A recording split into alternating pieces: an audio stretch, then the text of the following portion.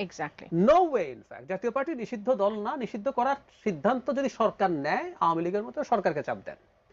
এখন এই নিষিদ্ধ করার ব্যাপারটা গণ অধিকার সামনে এসছে, আমার দুটো ইন্টারপ্রিটেশন, একটা হচ্ছে তারা একটু রিলেভেন্ট হতে চেয়েছে পপুলার ইস্যু সামনে নিয়ে, কিন্তু এই প্ল্যানটা মূলত জামায়াত কাজ ইসলামীর বলে করেনি। আমি মনে করি।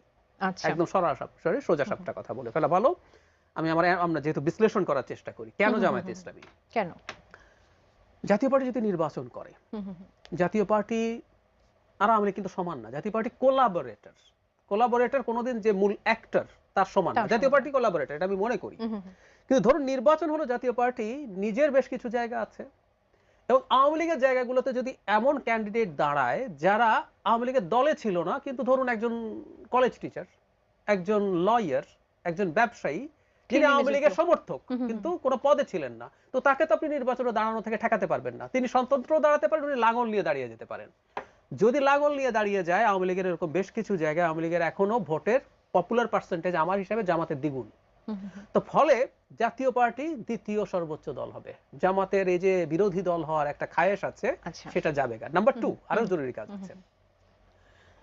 জাতীয় পার্টির যদি মাঠে এখন না থাকে, তাহলে একটা নার্ভাস হওয়ার মতো পরিস্থিতি হয় বিএনপির জন্য। ধরুন জাতীয় পার্টিকে তারা নিষিদ্ধ করাতে পারলো, হুম, হুম, হুম।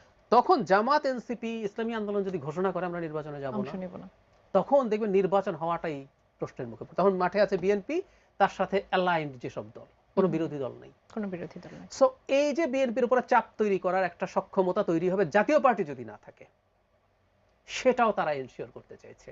সে কারণে জাতীয় পার্টি আসলে এই মুহূর্তে জামাতের প্রধান টার্গেটে পরিণত হয়েছে। মানে ওনাকে খেয়াল করবেন, হুম, হুম, ওই হুম। ঘটনা যেতে নাতে যে জামাতের আব্দুল্লাহ মোহাম্মদ তাহের বলেছেন জাতীয় পার্টি নিষিদ্ধের দাবির সাথে তারা একমত। মজার ব্যাপার, উনি জাতীয় পার্টি নিষিদ্ধের সাথে একমত, আওয়ামী লীগ যখন নিষিদ্ধ হওয়ার চাপ হচ্ছে জামাত অফিসিয়ালি সেখানে যায় নাই। তাদের দু একজন নেতা, শফিকুল ইসলাম মাসুদ গেছেন, ছাত্র শিবির গেছেন, তারা কোনো অফিসিয়াল স্টেটমেন্ট দেন নাই, এখানে দিয়েছেন এবং গতকাল চিফ অ্যাডভাইজারের কাছে গিয়েও বলেছেন জাতীয় পার্টিকে নিষিদ্ধ করার পথ খুঁজতে।